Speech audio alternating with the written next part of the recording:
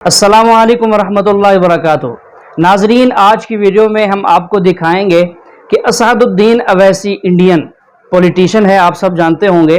तो जब उससे किसी एंकर ने सवाल किया कि इंडिया को किससे खतरा है, डॉक्टर जाकिर नाइक साहब से या योगी आदित्यनाथ जैसे आदमी से, तो जब उससे ये पूछा गया तो उस आदमी का जवाब क्या था, आप इसको मुलाहिजा कीजिए और इस पर सुनते हैं डॉक्टर जाकिर नाइक साहब क्या कहते हैं।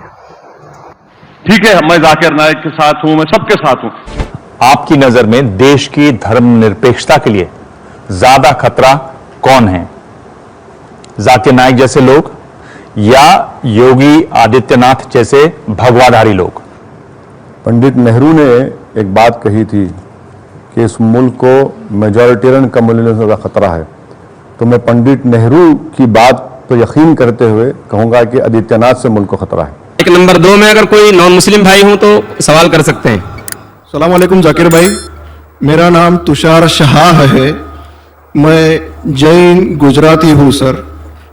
मैं सिविल इंजीनियर हूँ, कॉमर्स ग्रेजुएट हूँ और MBA की डिग्री होल्ड करता हूँ और पूना में एज ए प्रमोटर बिल्डर काम करता हूँ सर। मुझे आपके बारे में हमारे एक मुस्लिम फ्रेंड के थ्रू मालूम पड़ा। उन्होंने आपका एक CD मुझे दिया जो कि वेज और नॉन वेज के ऊपर आपका डिबेट था सर, और वो आपने जैन लोगों के साथ किया था। वो मैंने देखा और मुझे बहुत अच्छा लगा सर, और मैं तब से आपका फैन हुआ तकरीबन 5 साल पहले।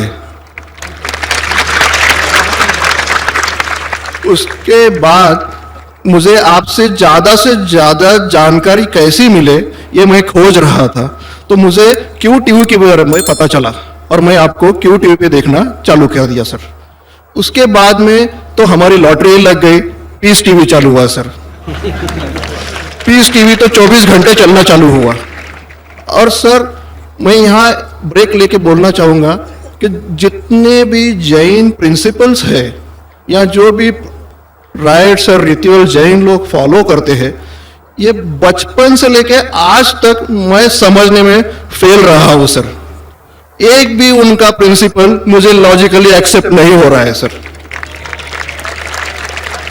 ऑन द कॉन्ट्ररी, इस्लाम के जितने भी प्रिंसिपल मुझे मालूम पड़े, जो कि आपके थ्रू मालूम पड़े, 99.99% एक्सेप्ट हो रहे हैं, वो भी लॉजिकली सर। तो यहाँ दूसरी बात ऐसी हो सर, ऐसा हुआ है कि पीस TV से मुसलमान लोगों को तो बहुत फायदा होता नजर आ रहा है, लेकिन उससे कहीं ज्यादा फायदा इस्लाम के बगैर जो मजहब है उनको होता नजर आ रहा है सर। इसका कारण मुझे जो ध्यान में आ रहा है ये है कि इस पीस TV थ्रू बगैर इस्लामी मजहब की जो किताबें हैं उस पर रोशनी डाली जा रही है सर। और अब मैं सीधे अपने सवाल पे आता हूं सर। जैसे मैंने कहा कि जैन लोगों का एक भी प्रिंसिपल लॉजिकली मेरे समझ के बाहर है, और इस्लाम के जितने प्रिंसिपल मैंने सुने हैं 99% प्रिंसिपल्स मुझे लॉजिकली एक्सेप्ट है सर। जो एक प्रिंसिपल में थोड़ी गड़बड़ाहट है वो मैं आपसे पूछने जा रहा हूं सर, अगर मेरे से कोई गलती हुई तो प्लीज संभाल लेना सर मुझे। दूसरा प्रिंसिपल है सर तकदीर का, जहां मुझे थोड़ी गड़बड़ हो रही है। तकदीर का प्रिंसिपल जो मैं समझ रहा हूं और जो मैंने सुना है वो ये है कि जो अल्लाह ने लिखा है करके आप कर रहे हो, ये जुमला गलत है। आप जो करने वाले हो वो अल्लाह को मालूम है करके अल्लाह ने लिखा है। I hope I am right sir.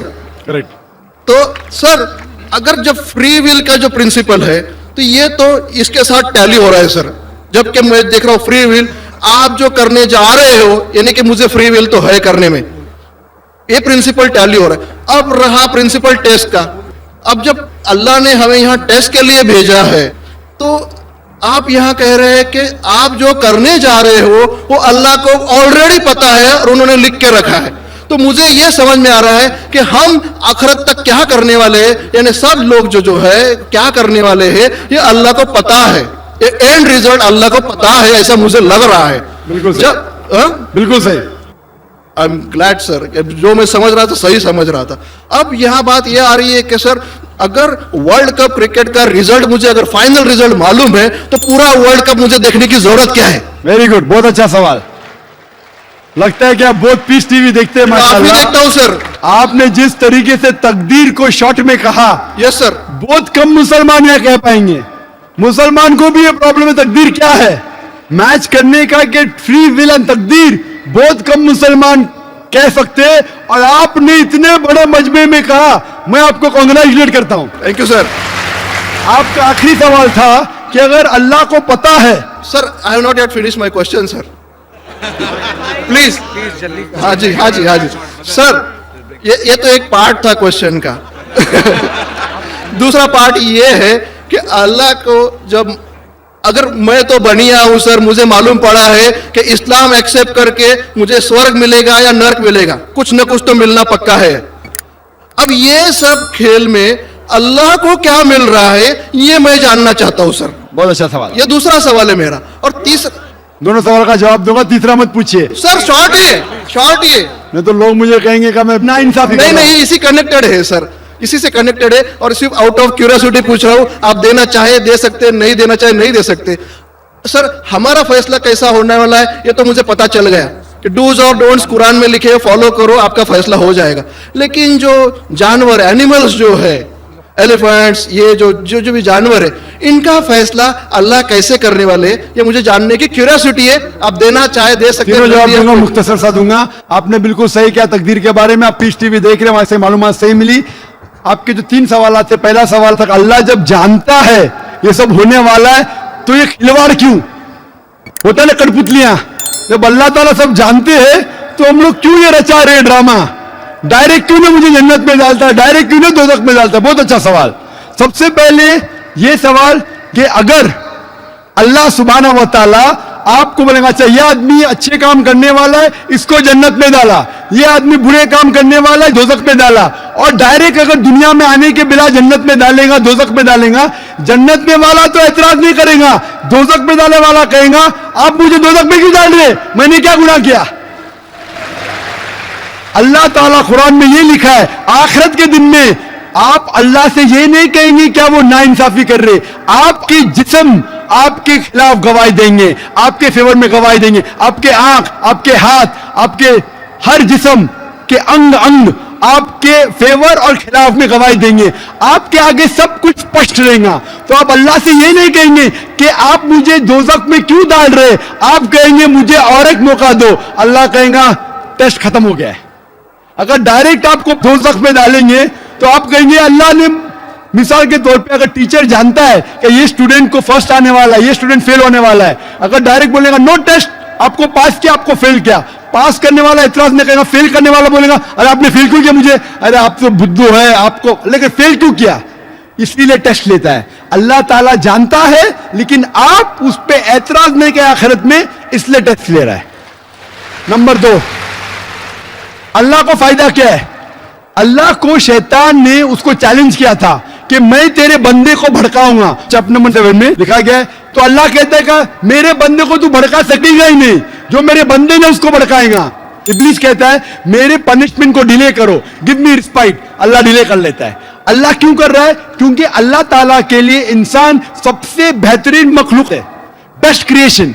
बाकी creation don't have free will, इंसान को फ्री विल है, तो ये सबसे बेहतरीन क्रिएशन है।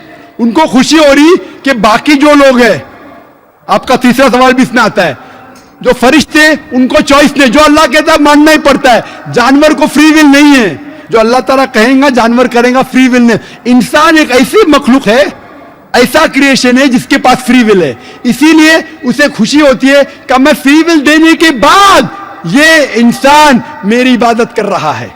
Answer number 2। आंसर नंबर 3, ये टेस्ट जानवरों के लिए नहीं है, जानवर के लिए टेस्ट नहीं, सिर्फ इंसान के लिए और जिन के लिए। जानवर अगर किसने भी कोई गलत किया, एक जानवर ने दूसरे जानवर के खिलाफ कुछ सिंग मारी, तो आखिरत के दिन पे उसका बदला लिया जाएगा और उनको खत्म किया जाएगा। इन लोग स्वर्ग और नरक में नहीं जाएंगे। इंसान सबसे बेहतरीन मखलूक है, सबसे अच्छा क्रिएशन है, सिर्फ वो जन्नत या दोज़ख में जाएंगे। और सवाल के पहले जो आपने पूछा था कि वो मुस्लिम ऑपरेटर पीस टीवी नहीं दिखा रहा है, हम क्या करें? आप बिल्कुल सही कह रहे हैं कि मुसलमान से ज्यादा गैर मुसलमान को फायदा हो रहा है, इसलिए वो मुसलमान टेलीविजन नहीं दिखा रहा है। और मैं कहता हूं ना, कुछ लोग नाम के मुसलमान रहते, पैसे के रहते, वो बाकी चैनल शायद उन्हें पैसा देते, हम किसको पैसा देते नहीं। हम ना पैसे से किसी को खरीदते, ना किसी को इस्लाम फैलाते, ना चैनल को पैसा देते। गॉड टीवी जो क्रिश्चियन चैनल है इंडिया में हर साल 28 करोड़ रुपीस दे, 28 करोड़ सिर्फ केबल ऑपरेटर्स को पैसा देती है। 28 करोड़, 28 करोड़, वो बजट भी नहीं सिर्फ इंडिया में दिखाने के लिए। हम पीस टीवी बोलते हमारा अमन का टीवी, हम आपको 1 रुपया देंगे नहीं, दिखाने का दिखाओ, नहीं दिखाने का मत दिखाओ। तो ये लोग पैसे के पुजारी, अब्दुल्ला ने अब्दुल रुपया है, ये मुसलमान हो ही नहीं सकता, जो भी हमें जानता नहीं कौन है। और आपको सजेशन, आप क्या कीजिए, बॉयकॉट करो उनको, बॉयकॉट करो, आप पर्चा निकालो, जो पीस टीवी नहीं